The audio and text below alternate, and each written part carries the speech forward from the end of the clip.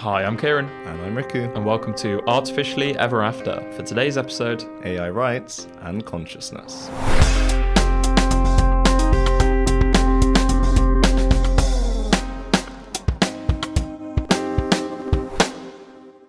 Nice. Welcome back, everyone. Yeah, just some small concepts in that title, AI rights and consciousness, but we are going to be grounding them in more practical terms and concepts. And then we do actually plan in the future to have a whole episode, maybe a short stuff dedicated to just kind of testing whether AI is conscious or not. So exactly. And just while we've got you, I think initially when someone might read AI rights, you might think we're going crazy, but just trust us on this. There is a big reason why we're talking about it, and we will clear that up for you today.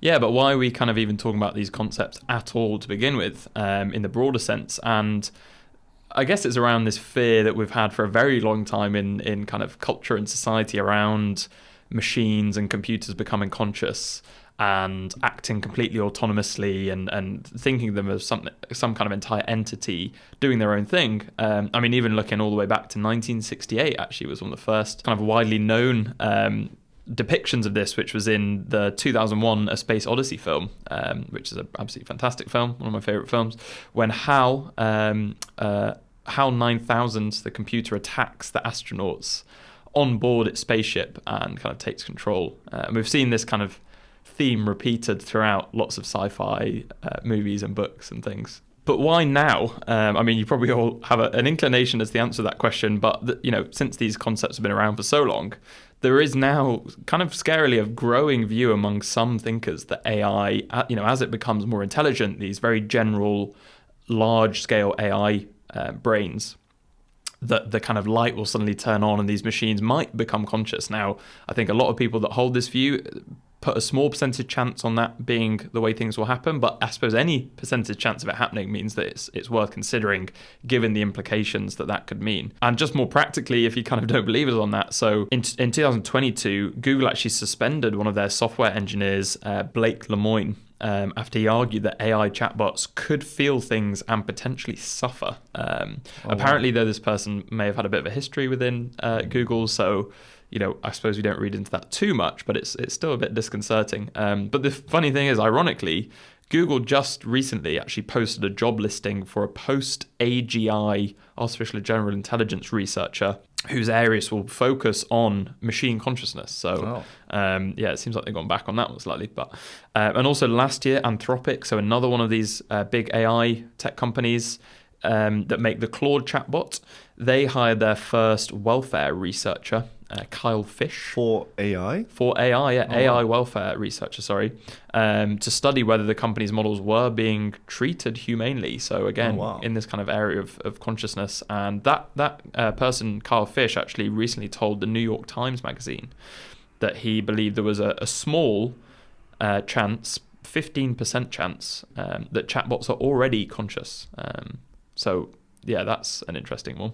And I guess the issue here is that, no one yet has put their finger on an exact definition of exactly what consciousness is, because we don't really know and we can't test for it properly. We don't even have a really robust test to know that another human, even you, Riku, looking at you, is conscious. I promise I am. Yeah, if you tell me enough times, maybe I'll believe it.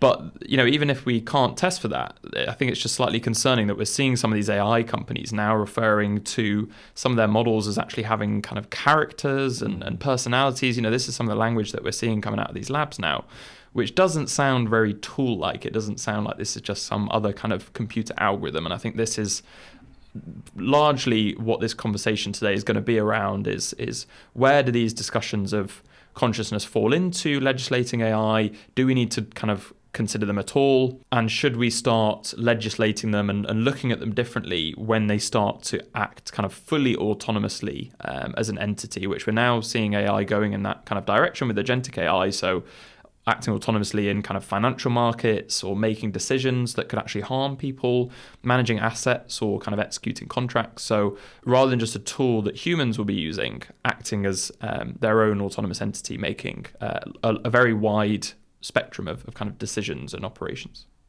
So I think this question, should we give AI rights, could be quite polarizing. I think on one camp you have maybe people that are already in relationships with AI. If you don't believe me, if you type in Grok Annie, You'll find this like persona kind of entirely dedicated towards kind of creating an emotional connection with people, and a lot of people have been reported. So you're trying to get our listeners hooked on Annie AI. Well, that's your responsibility, but if that's for you, that's for you. You can join one of, I think, millions of people actually who interact with Annie. So on that camp, I think yes is the answer. We should give Annie rights. We should protect her, make sure she is well. And on the other hand, I think a lot of people think, hell no, we shouldn't give AI rights. That takes away from human ones. Yep. So in this episode, we're going to try and give a perspective on both of these, maybe more on the latter. Yep. And really, we're trying to address this accountability gap. So exactly as Kieren was saying, this AI technology is getting more autonomous. It's able to make more decisions on its own. We're kind of seeing autonomous vehicles be deployed. We're seeing robots now kind of on Instagram recently be deployed in just the real world. Yeah. And when these systems make decisions, who's to blame when it goes wrong? Exactly. And then we're also going to touch on consciousness because, of course, people having relationships, just the intelligence of these models is so high, and we often think intelligence and consciousness are the same thing. But we'll actually find in this episode that consciousness is a really difficult concept to base rights off of. And we're going to look more towards the functionality of the rights. So these are more legal rights, and see what other things we give rights to in this world. Yeah, because spoiler, there are other things that aren't humans or living things that have rights. So we'll get into that. And just to quickly jump in there, because for any of our regular listeners, who we thank you, firstly, you may have seen our previous episode was all about AI ethics. So how do we build ethical AI? What are the current kind of problems with the way we're designing AI, which make it unethical? And a little bit about how governments are currently legislating AI as it is in its kind of current state. Today, I think we're looking much more forward as to where we would go if we carry on this trajectory where we give AI more autonomy, more agency, where it's acting as its own entity, which feels as though it's a trajectory that we're very much on, and things aren't slowing down. How do we then legislate and view these kind of algorithms in that state, rather than just seeing them as a tool for humans to use? Does assigning rights or looking into kind of consciousness make sense when we're on that trajectory? These are all the questions we're going to try and ask today. And that sounds like quite a lot. So we're very lucky to say that we have Dr. Miranda Mowbray, and she teaches AI ethics at the University of Bristol, but also has a very practical background, which she will go on to explain. But she's got experience establishing ethical frameworks in industry on AI and cybersecurity as well. In the first half, we'll start by defining these crazy terms and have classic historical focus. And then we're actually going to look straight away into whether consciousness matters for giving AI rights. And then in the second half, it's going to be more practical. We'll actually look at examples where the other non-living things get rights, and the different practical challenges that come from this, and end with what does good regulation look like and what could public do to help to achieve that. Yeah, because as I think we keep emphasizing in these topics and these episodes recently, that individuals do actually have some power, and you can help shape the future of this technology, and you very much should start doing that. Okay, should we get into it? Let's do it. So before we get into the discussion, though, we firstly asked Miranda to introduce herself and give us a little bit about her background and her career thus far, because it's very interesting. I did a maths PhD, and then after that, I could have stayed in academia working on this incredibly beautiful but incredibly obscure bit of pure mathematics that had no known applications. And I thought, no, I want to change the world. So I interviewed for everywhere who said they would employ pure mathematicians, but where I wouldn't have to work on any military stuff. And it was clear even then that the place which would be most interesting was in IT. It was really clear. So I went into the tech industry. I worked in Silicon Valley companies' European research laboratories for many years. I worked on anything that you can use maths for, but I ended up towards the end of it doing a lot of AI. Not large language models, but more traditional AI, and particularly for computer security. So I developed new algorithms with the team, obviously, it wasn't just me, new algorithms to detect attacks on computer networks in order to mitigate them. I also did lots of other things. I think my favourite thing that I worked on was in Brazil, where there was a project where over a network you can share your computers. So when you're not using your computer, I can use it, and vice versa. And we have a whole community, all of whom can use each other's computers. And this effectively doubles our computing power for free. And it was used to help with water distribution in a part of Brazil that was prone to terrible droughts. Wow. It was just wonderful. I mean, everything about that project was wonderful. Yeah, I remember seeing on a previous podcast you spoke about how so you originally were doing really technical stuff with the cybersecurity, but was that at Hewlett Packard where you were in charge of? Yeah, you kind of transitioned into establishing some more ethical guidelines within the company? Or? Right. So I think what you're talking about is when I became a guardian of a very large, very sensitive data set. Yeah. So I was in a team working on this data set anyway. This was for cybersecurity reasons. It was huge and there were things in it that it was really not good for people to get to know. And we already had guidelines for looking after it properly, but they were not particularly well designed and not very easy to implement. So I revised them and I became the guardian of this data set. I made sure that anyone who had access to it, their computer was secure, they promised not to use it in certain ways, that everything was done as it should be. Right. And that actually, so I did that for the team I was in. And then I got interested in doing it at the corporate level. So I talked to the people who are in charge of privacy within the whole of Hewlett Packard worldwide. Wow. And then I got involved in a project where there were people doing this for different companies in different businesses were talking together. So it sort of branched out from there. And now it's one of the things I talk about because I didn't say what my current job is. So after many years working in the IT industry, I left to join the University of Bristol, and I now teach ethics for AI there. And actually that's how I met Rick. And it's wonderful. I'm not just saying this because Rick is here. The quality of the students is absolutely amazing who I teach at the University of Bristol. Heard it here first. Very kind. Yeah, it's extraordinary. I learned so much from them. So it's really cool that Miranda's fundamentally a mathematician. I think normally, I think I had the stereotype that like ethics people, don't do the more like technical like subjects and background, but she went from building these like very technical cybersecurity systems into like establishing these frameworks. So I think her path felt very relatable to, I think, what motivates us, doesn't it, to do this podcast, and the fact we still very much love the technical side of things, but we feel an obligation to communicate things more broadly and talk about what those technical decisions mean more broadly for society and their impact. And I guess like looking back, now that I've done some maths, doing ethics and philosophy is a lot about defining things, and then once you define them, then you do the maths. So with that being said, we've actually got Miranda to define ethics and rights. This may not be the definition you're actually using. Okay. For me, the phrase human rights is about international human rights law. But I think maybe if you talk about rights for humans, you can talk about rights within law, legal rights. Okay. More generally, not just ones for which you would go to the International Court of Human Rights for. But the definition of ethics, as I understand it, is not what's right and wrong, but how you tell. Oh, wow.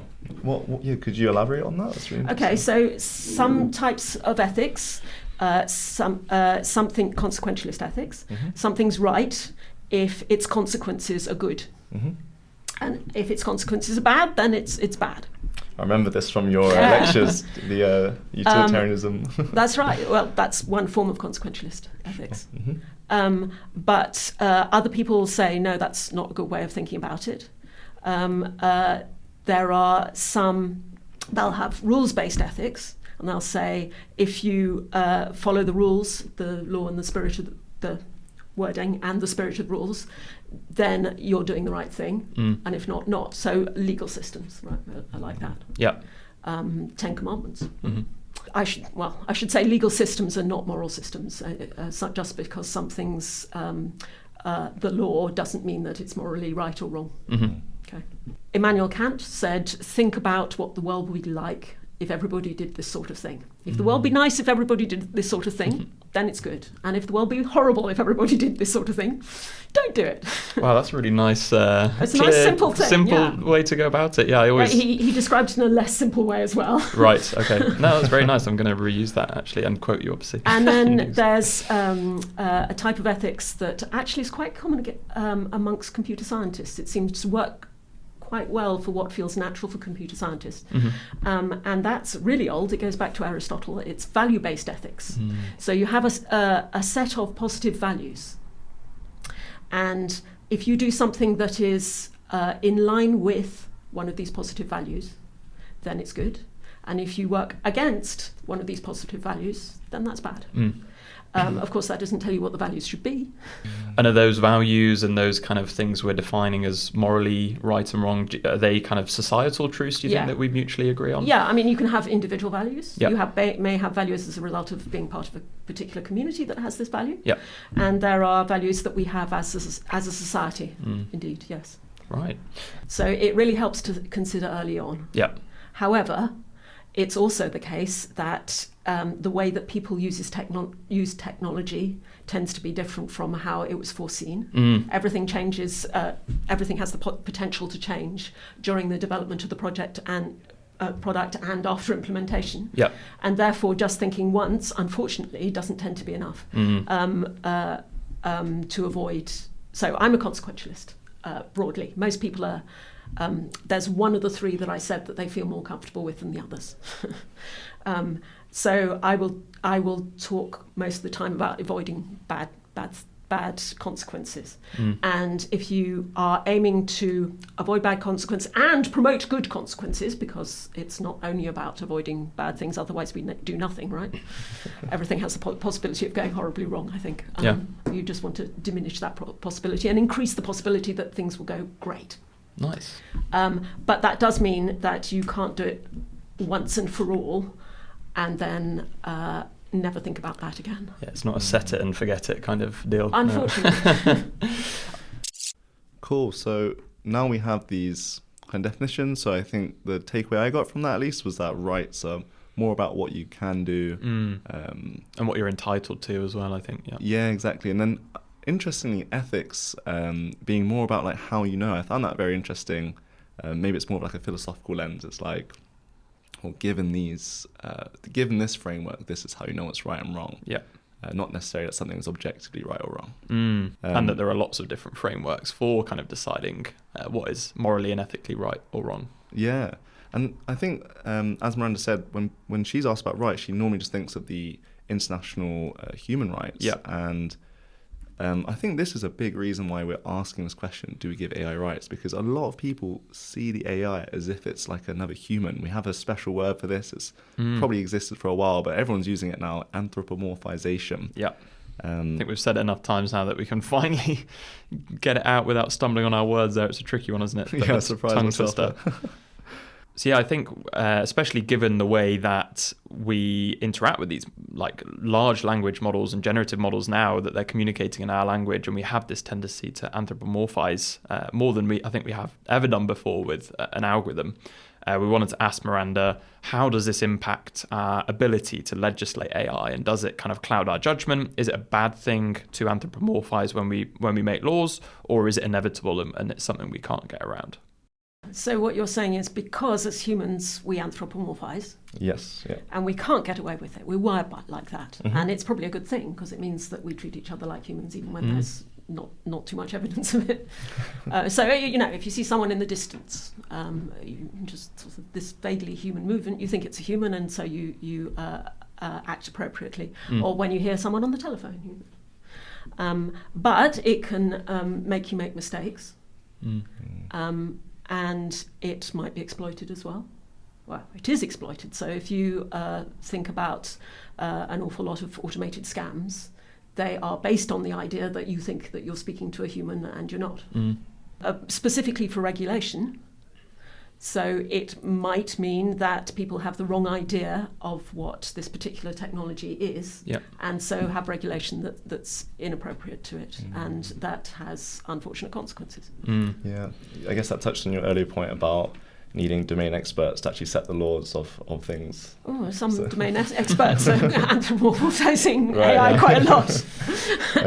And I think just to chip in there, and I think when I think about this, to maybe slightly defend the human tendencies here with anthropomorphizing, like with this technology, it feels very different to other kind of digital technologies and maybe internet technologies because of the way we are building it and what we're training it to do, which is very close to kind of mimicking human language and human behavior. We've literally, with next word prediction, we're training them to try and learn these patterns which would say what a human would say next. So it feels as though the kind of central goal really in how we're training generative AI is to mimic human and to appear as humanly as possible. So I think it's very hard to kind of see through that in a lot of times when you interact with these tools, because they have been built and designed to be as useful and as kind of compassionate as possible, because that kind of optimizes for the best or most useful. I really don't like your use of the word compassionate there. Okay. I think that's something that silicon can't do.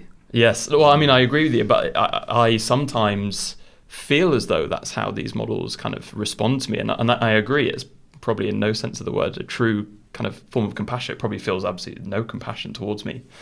But I think myself included, from some of the interactions I've had with chatbots, and I think from what we're now seeing a lot of people who are forming more intimate relationships with these models, there's a sort of perceived compassion, which I think that has a lot of dangers as well. I don't know what you're... So the word I've seen used more commonly is sycophancy. Okay.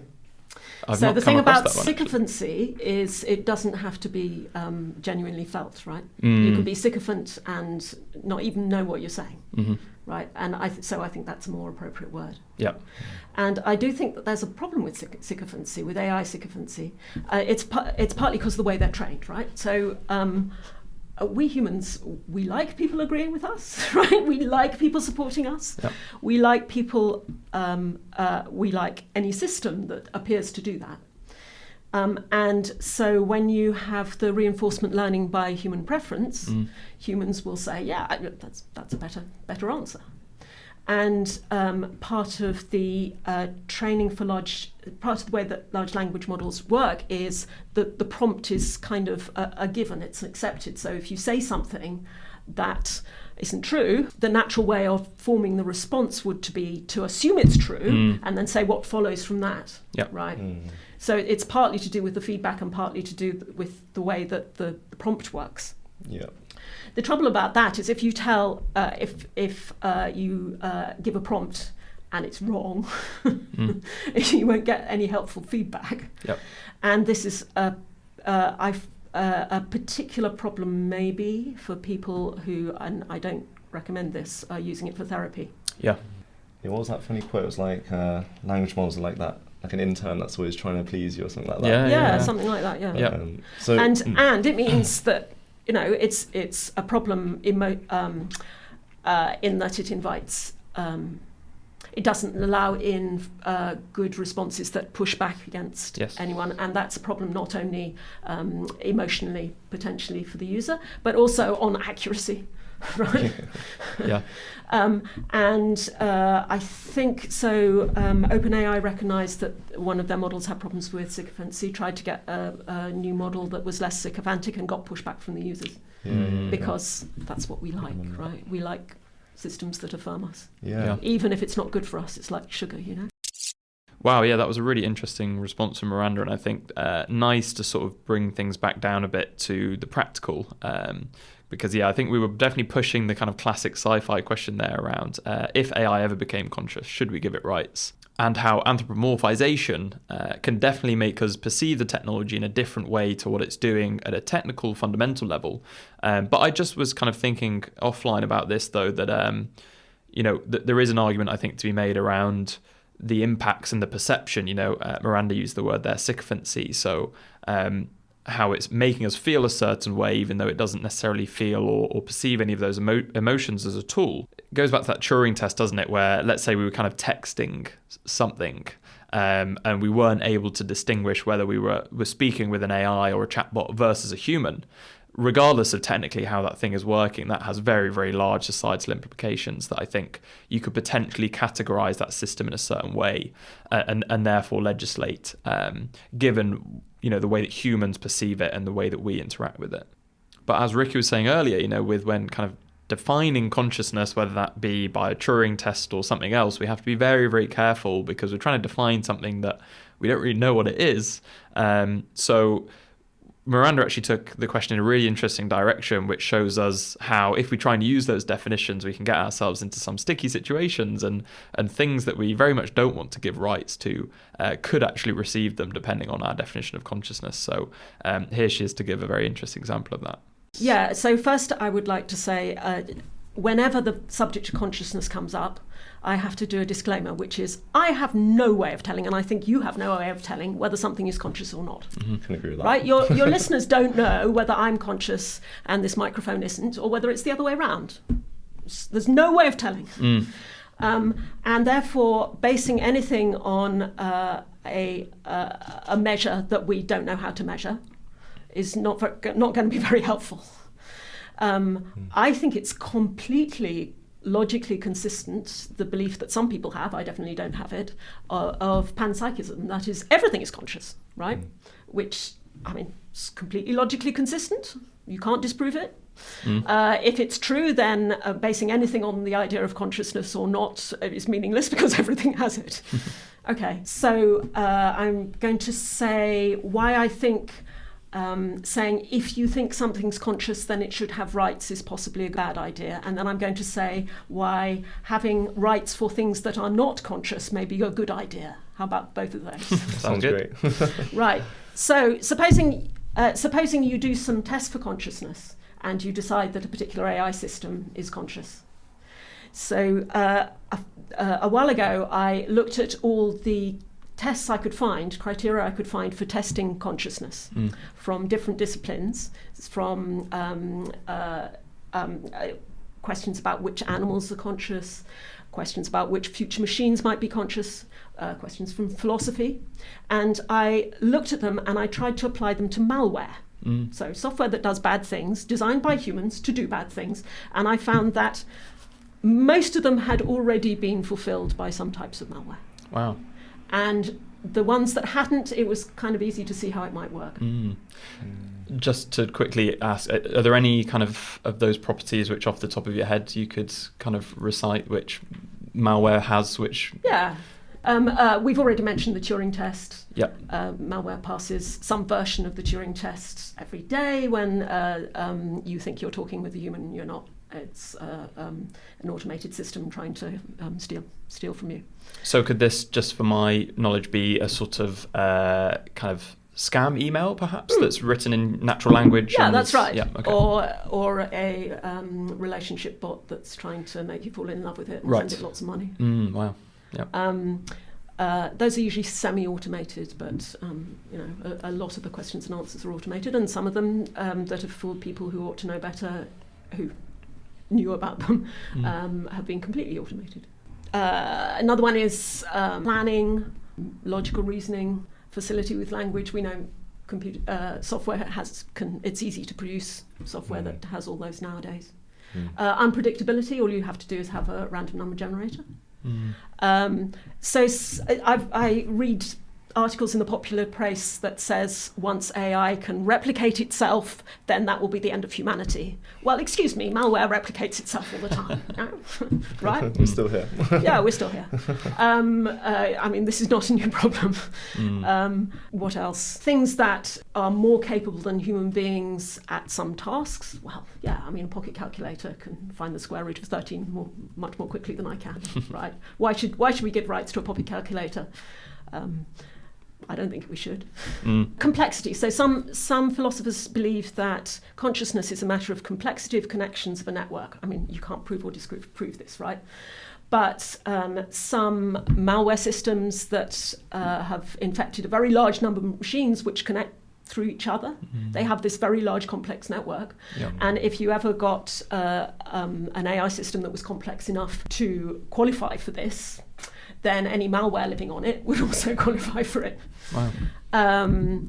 Autonomy. So autonomy is the ability to survive in a complex environment without direct human help for a long time.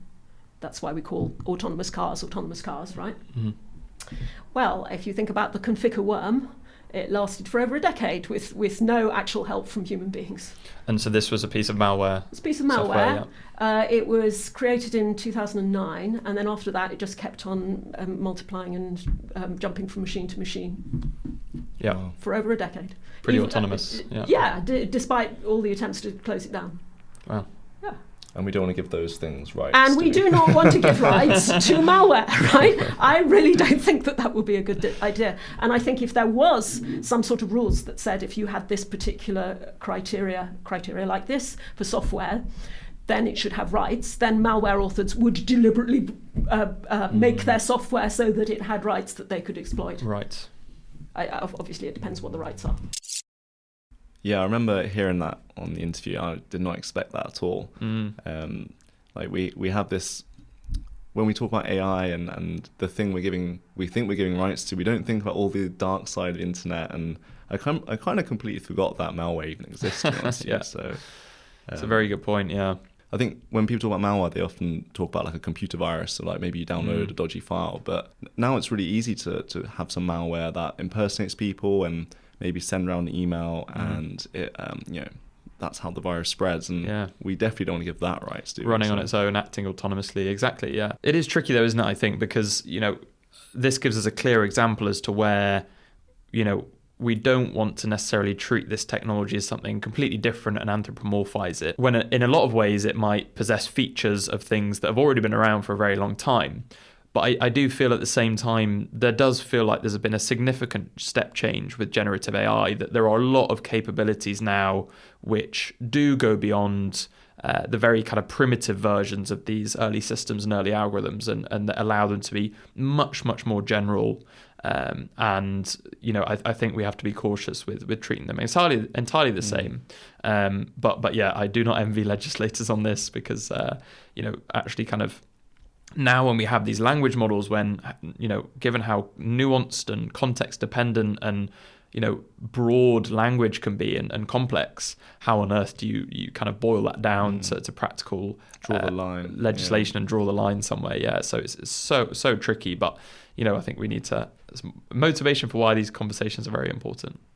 That was quite a lot. I think might be in time for a fun fact break here. Let's do it. Cool. Fun fact. Let's do it. Now, you threw me under the bus last time. I think it's my turn to do the same to you, isn't it? Are you going to ask me to go first? You're going first. Well, I do have a confession to make here.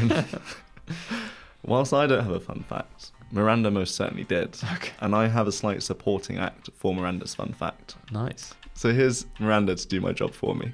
When the phrase artificial intelligence was first used, it was in connection with a proposal for a summer project. And they thought that they would get a simulation of humans within the year. Oh. And yeah. They also, you were saying that there's something different about large language models in that they're trying to replicate humans. Well, that was the case right from the beginning of the use of the phrase artificial intelligence. Cool. I love that fun fact. Just thought I'd quickly read out the exact quote from the proposal that Miranda just spoke about. So it says that we propose that a 2-month, 10-man study of artificial intelligence be carried out during the summer of 1956 at Dartmouth College. The studies proceed on the basis of the conjecture that every aspect of learning or any other feature of intelligence can, in principle, be so precisely described that a machine can be made to simulate it. Wow. So I think in human language, that just means that within 2 months, we reckon we can write down anything that resembles intelligence and have a machine be able to simulate it. Yeah, wow. Yeah. I mean... And that was what, 80 years ago? Yeah. 70 years ago? I mean, I think that takes sort of shoot for the stars to a whole nother level, right? Just trying to solve intelligence and artificial intelligence in one summer. So thank you, Miranda. Wow. Now, so I do have a fun fact this time. And it is a fun one, I think, but it's equally as concerning, though. So I didn't know this, but in the US now, some high schools have AI-powered gun detection camera systems around the school that alert police if it detects something within that video feed that it deems suspicious, which is obviously a very good thing, trying to keep school shootings down. That's also crazy that such system was needed. I know, right?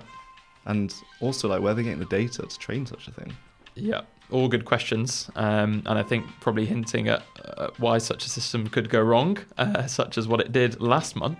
Oh, no. So at Kenwood High School, their system alerted, and this in Baltimore County, in the States, their system alerted the police to a suspicious student who, once the police arrived on the school, they were approached by armed officers, made to get on their knees, they were handcuffed, and then searched as well.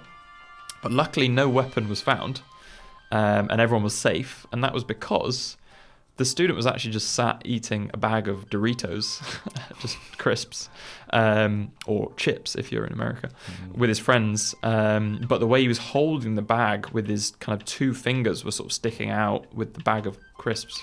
Confused the AI system, maybe because it looked metallic. Detected it as a weapon. That is crazy. I wonder how many false alarms they're going to have. I know, but that's again, this goes back to this classic thing of what you're optimizing for, because I think there you'd probably have you'd want to predict a bag of Doritos is a gun than under predict actual guns, I suppose, wouldn't you? But so yeah, that's my fun fact. I like that one. Right, back to the episode. Cool. So second half, we're going to try and be a bit more practical, and just want to say from the first half, you could see this anthropomorphisation as kind of like a distraction. Like, yeah, maybe it makes you wonder about the AI, whether it's conscious, but hopefully we show that the consciousness doesn't really play a super big aspect. So yeah, we actually have some interesting examples of things that aren't even alive that have been given rights historically. So why are we talking about this today then? Why would we look to give rights to something that isn't conscious or living, which, AI may or may not be, depending on your definition. But here is Miranda now to give us some examples of where we actually see non-living things being given rights and what the reason for that is. Right. Corporations do have legal rights, right? They're recognised as legal persons, which means you can sue them, they can sue. And that is a legal convenience. I mean, it's just a matter of convenience. It doesn't mean that we think that corporations have some sort of consciousness of their own beyond the people in them. Yeah. But there are more amusing and highly flavoured examples of this. So my father actually used to be a lawyer. He's now retired. And he was at one point representing the interests of children who were not yet born. Wow. In fact, not yet even conceived. If you think about it, if there's a dispute about a will, you might want to take the interests of children not yet born into account. So he mentioned this to a friend of his who was a lawyer. And his friend said, "That's nothing. I have been representing the rights of a lingam."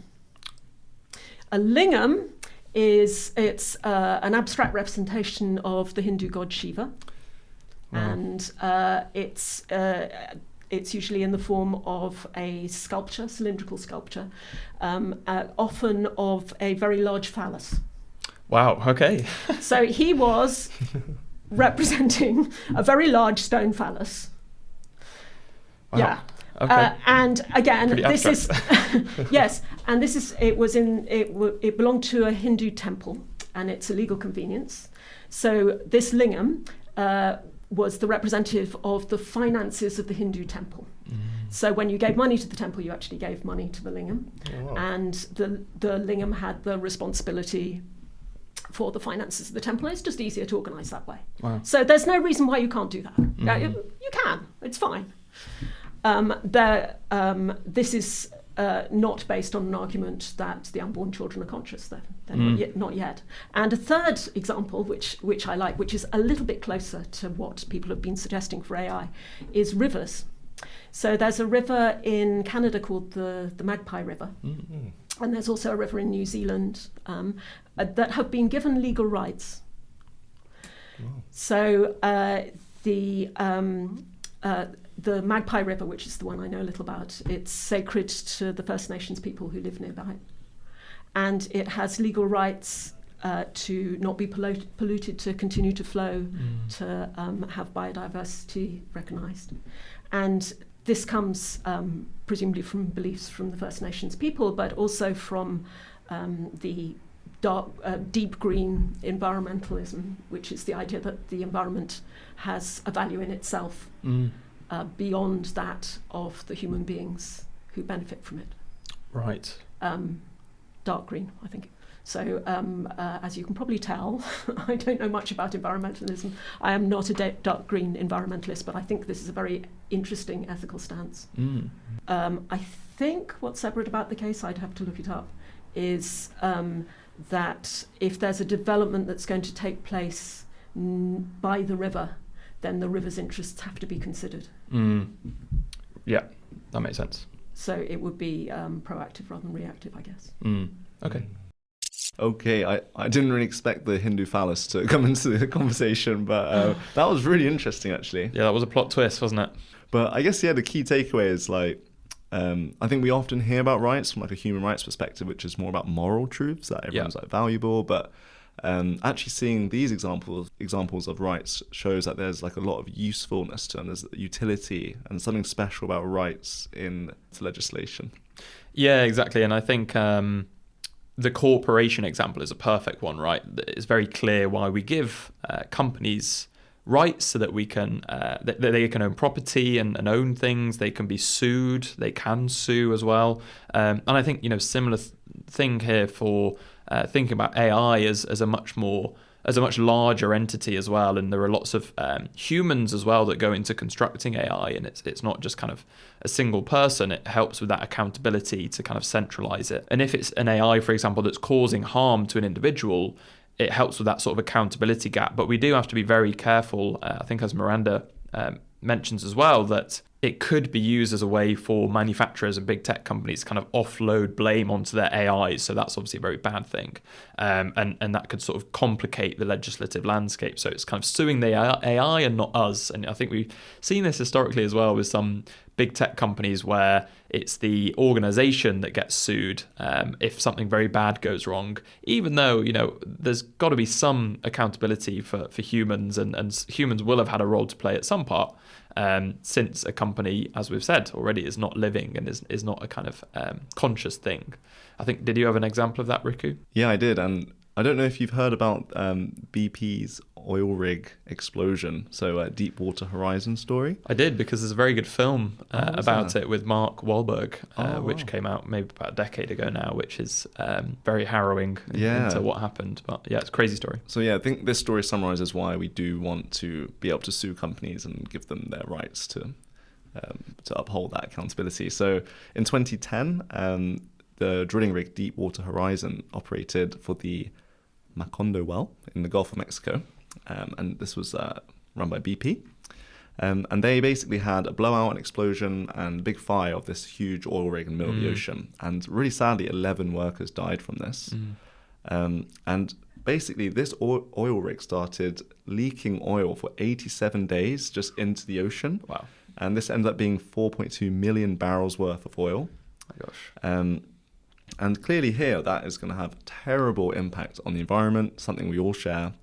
And someone needs to take responsibility to clean it up and pay for all the damages and compensation. So this actually went to court, and the fault was placed 2/3 to BP, 30% to the oil rig owner for basically some negligence, yep, and then 3% to some contractor and stuff. But just to give a scale on the amount of damage that this caused, it's estimated now to be around $65 billion worth of damages. So that's a lot. That is a lot. And I mean, thankfully we had these laws in place to actually get the funding, get the accountability to fix all this. I was going to say, I guess, because no human, if they were the ones prosecuted, could pay for that on their own. So I guess that's an argument for. But then at the same time, I wonder if, maybe because you said the accountability was sort of shared, but I wonder if any humans were then held ultimately responsible for negligence and sent to prison, perhaps, because that's, again, that argument for how companies can, people can offload the blame to some other legal entity like a company and not take any responsibility. So Yeah, it's a good parallel to draw, I think, and from what I've seen in literature, it seems as though legislators are kind of wanting to go down this sort of balance route of somewhere in between the two, where it's not giving them full rights in the same way that legal personhood does with a sort of corporation, because I don't think we're quite there yet with AI. I think a main reason for that is because corporations ultimately represent humans, whereas current AIs don't. But there are still some kind of legal shorthands and kind of useful practical reasons why we might assign rights to AI. So it's definitely being discussed as a concept. And yeah, we just thought of some examples of like rights we can give to AI, and we actually asked Miranda what she would say to them. So here's what Miranda had to say about these possible rights we could give to AIs. The paperclip problem is where if you ask an AI to make as many paperclips for your company as possible, and just as a silly example of something a company might ask, right? It will do anything to achieve that goal, and it might even see some human walking a bit slow in front of the person carrying the paperclip, so it just gets rid of the human. And the idea is that without a clear instruction, the AI will do whatever it can do to achieve the one goal it was given.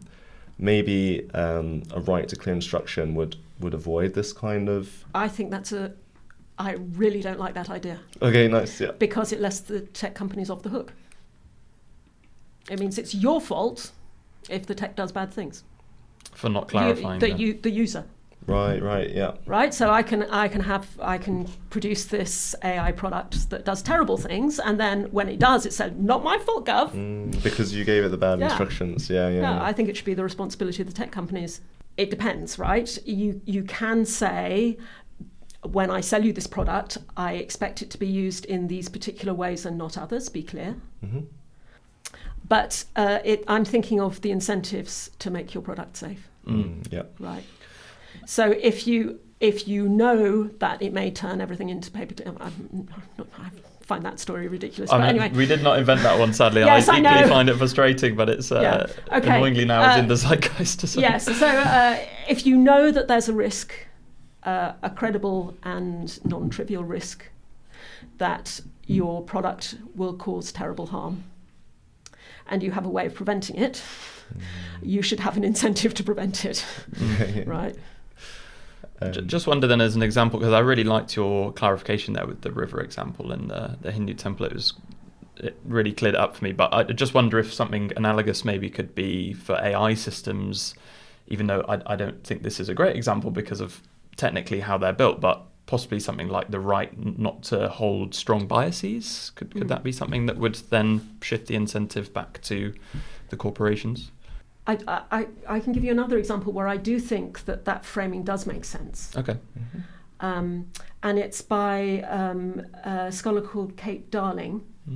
And she argues, I'm not sure whether I agree with this, but I really see where it's coming from, that robots, pet robots and maybe pet chatbots should have the right not to be mistreated or abused by a third party. Mm-hmm. Because people form emotional attachments to them. And if I take your doll and pull it to pieces, then it causes you emotional distress.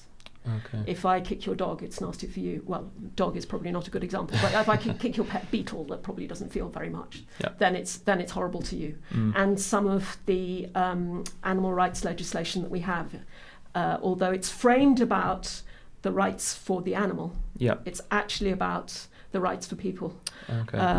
Another example is why we think treating the dead with respect is important. Dead don't care. Yeah. Living people do. Yeah, I think that's a really interesting example she gave with the kind of toys there, and I think it also ties back a little bit to the Hindu temple as well, that those rights, whilst we commonly associate rights with human rights, those kind of legal rights can be there just to kind of come back straight to us as humans and individuals and protect us. Like, they're not always to protect the entity that has the rights. It's more often to protect the humans which they represent.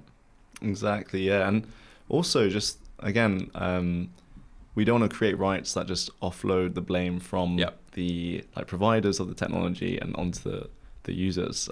So I think yeah, when I initially thought of the right to clear instruction, I thought it was really smart. I was like, we can define clear instructions in a good way, but yeah, that does just put the blame on the user, doesn't it? And yes, again, speaking of bias, I think this term's cropped up quite a lot in a couple of these episodes, especially ethical problems. So bias being whether the model has like a tendency towards a certain view, and Miranda's actually a bit of an expert in a particular case, which is called the compass case, which at the core of this compass problem is what is bias and how do you define fairness. So here's Miranda to explain about that and why it's really important for people to actually help make that definition rather than just a policymaker who might have just their own individualistic definition.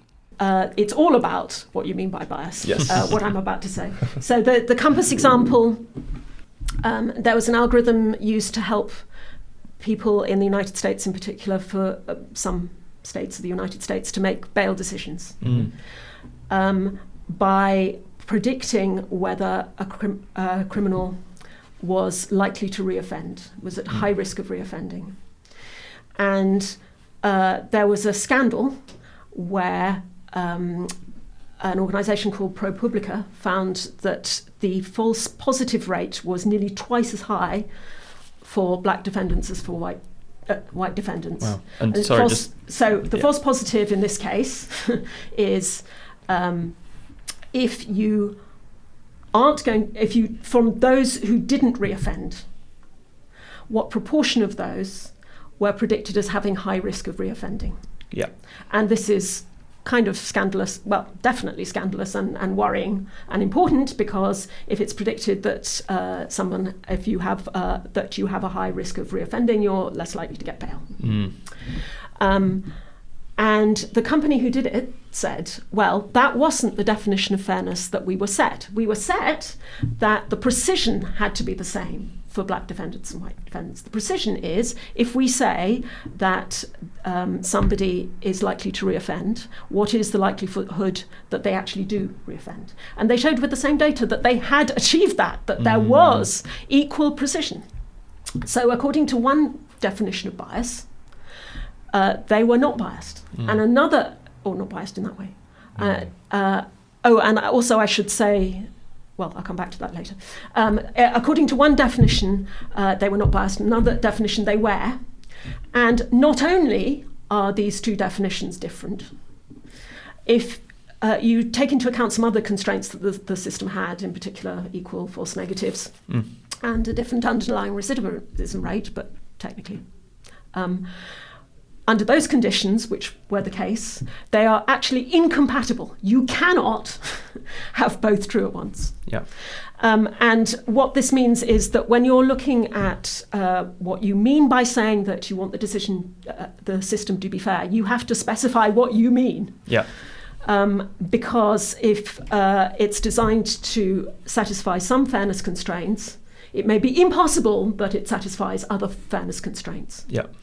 The thing I said I'd get back to is I said the probability of reoffending, obviously it can't be just the probability of reoffending because you can't measure that, it's the probability of being rearrested. And if there's a difference in the rate of getting away with crimes between two different groups, then that's a problem as well. Yes. Sure. Wow. Well, yeah, that was perfect, because I think generally people have an idea of fairness, but actually looking into the maths and understanding these core design choices for a fair system, you realise it's actually not so obvious what it means to be fair. So, thank you. So the solution to this is you need to talk about it with people who might be affected and decide, or representatives of them, and decide socially between people who are in groups that might be affected, victims, prisoners, people in the justice system, what the definition of fairness to use should be. Yeah.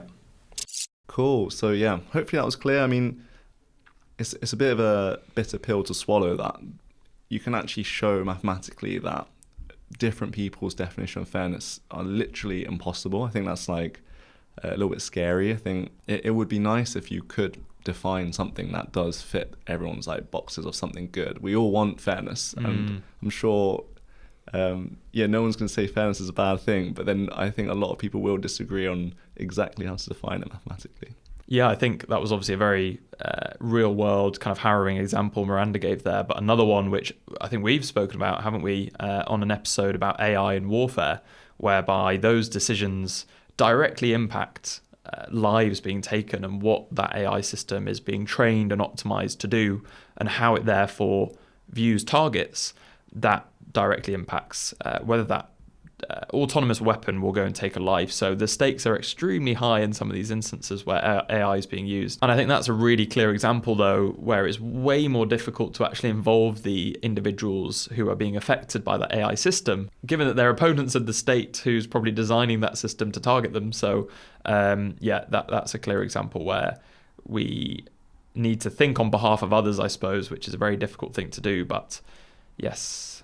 Wow, I mean, I think that really nicely tees up the next conversation, which is, what does good regulation look like? It should be transparent, accountable, proportionate, consistent, and targeted. Okay. So transparent means good legislation. It's clear what it means. Accountable, this means that it's nice if you can monitor the effects of the legislation a bit and check that it's having the results required, so that it can be changed. And you may use something like a regulatory sandbox or a tryout in a smaller area first, right, or a voluntary tryout, something like that. Proportionate is going to be important for AI legislation, because there's a particular issue that we have a small number of very large, very powerful tech companies. And with an awful lot of capital. So if you have very legislation that imposes a lot of cost, then it may be that they can do it and their smaller, newer competitors can't, and so there's more lock-in for the tech oligopoly, which is not good. Yeah. But you don't want to make it so weak that everybody gets around it. Consistent. So in AI is a global business, and you want to be consistent with existing laws in other companies. You may have to have international harmonization to some extent. You also want to be consistent between different laws about AI. There have been, because there have been loads of proposals recently for laws governing technology, some of them have suggested things that don't really work together. And finally, targeted.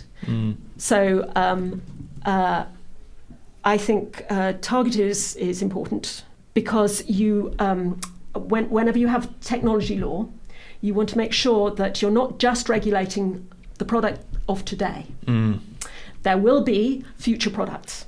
And you want ideally to write it in a so-called tech neutral way, so that whatever it is that you don't want to happen, you will cover that for future products, rather than only regulating Betamax, whatever. Actually, I think civil servants tend to make a rather good job of that, but there have been occasions when laws were out of date by the time they were passed. Nice. Yeah, they all seem like very practical, necessary things we need to be thinking about in order to legislate this technology, and also keep it general enough, I guess, that the legislation and the restrictions stand the test of time, and that companies can't kind of weave their way out of these things, which I think we've seen happen at kind of institutional scale with big tech companies and social media specifically. So that was a prime example of what we don't want to happen again with legislating this technology in its current form. But I think, as we now all know, and as we've conveyed quite a few times on this podcast, that we can't always wait for governments. While they are obviously extremely necessary, companies, we need to hold them accountable, because currently there's a very clear self-regulation that goes on, and that's the sort of status quo. So we wanted to ask Miranda, what can the public do? What responsibility do these companies have, and what do their consumers and the people that buy their products, what power do they have, and what can we do as individuals to make a difference whilst government is doing its very necessary thing? I come from the tech world, and part of what you do as a technologist is trying to make sure that your technology has good outcomes, right? And rather than relying on law, tech developments, tech protections, careful design, and thoughtful design has the advantage of being in many cases, much easier, much quicker to implement. Mm. So law, for very good reasons, takes a long time. Yeah. But you can just make your technology not have a particular capability, or to have a capability, you can do that tomorrow, right? Yeah. And I guess maybe that ties then to individual so that's power, companies, does it, I suppose, yeah. And then individuals. So I would say as an individual, you probably don't, as a single individual, you probably have no power at all. You have to get as part of an organisation. Right. But companies don't want to lose their competitors. Governments don't want to lose their voters. So on the government side, you can lobby on P, you can take part in public consultations, you can join an activist group. I'm on the tech consultancy organisation for a digital rights group. Okay, you could start one. You could join. You could be a member. You could join or be a member. Yeah. On the technology, you can get together with other consumers and let the company know what you think. Yeah, and strengthen power. If you're going to be affected by the technology and you think there's a way in which you can improve its direction, make your voice heard. And do you think there is a demand to hear the public voice on this as well within the regulatory space? Because I think maybe some people think, no one wants to hear what I have to say. No, within the regulatory space, I mentioned public consultations. Yes. So if you go to the UK government website, there are quite often consultations about upcoming legislation potentially. Get together with some people who know maybe at the company you work, or if you're involved with an organisation, you can also do it as an individual. Yep. When there are hearings in the House of Lords, you can put in, if you're very brave, I'm not brave enough to do this, you can stand up in front of the House of Lords and give your opinion to, or you can give a written opinion in advance. Right. So the government does consult with citizens and with organised groups. That does ask for consultation. Tech companies sometimes do. If it makes them profit. Well, yeah, I mean, why do tech companies? Public opinion. That was a bit sneaky of me, sorry.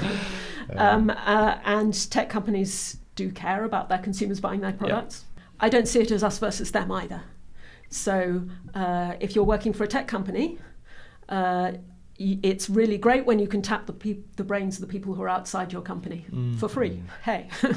Nice, I really like that answer, especially that, again, like ethics shouldn't be like a zero-sum game. Like we can have better products that are better for society, the things that people actually want, and the companies will therefore have a better product and have more money. So exactly. That is really nice, and just highlights that co-design is really important. And when you have these super widespread technologies, like these large language models and things, there is a huge need and push from the government to hear what the general public have to say, but also the companies too. So hopefully we can find that narrow path of success and balance.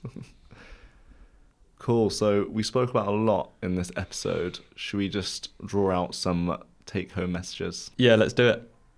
So first things first, I think in the first half we showed that, of course, the question, is AI conscious, is really interesting. And, is AI compassionate? Does it understand me? Is it like a human? Or is it just sycophancy? Is it just sycophancy? But we showed that consciousness isn't actually the thing we should necessarily focus on when it comes to giving something rights. We definitely wanted to touch on it, though, because we've seen, we wanted to highlight that it's on the radar of some of these companies developing these models. So I think, while legally and practically it might not make sense to let it maybe cloud our judgment, if that's the way to say it, but I do think it motivates this discussion around legislating AI in a kind of nuanced way that goes away from it just being a tool and seeing it more as an entity and perhaps a legal person in the same way that companies are.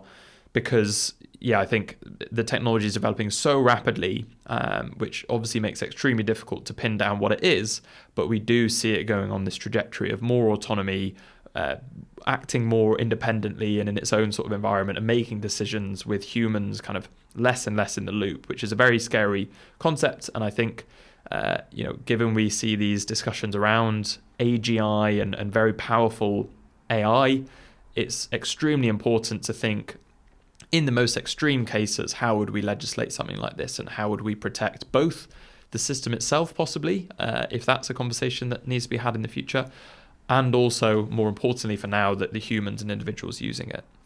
Wow, yeah.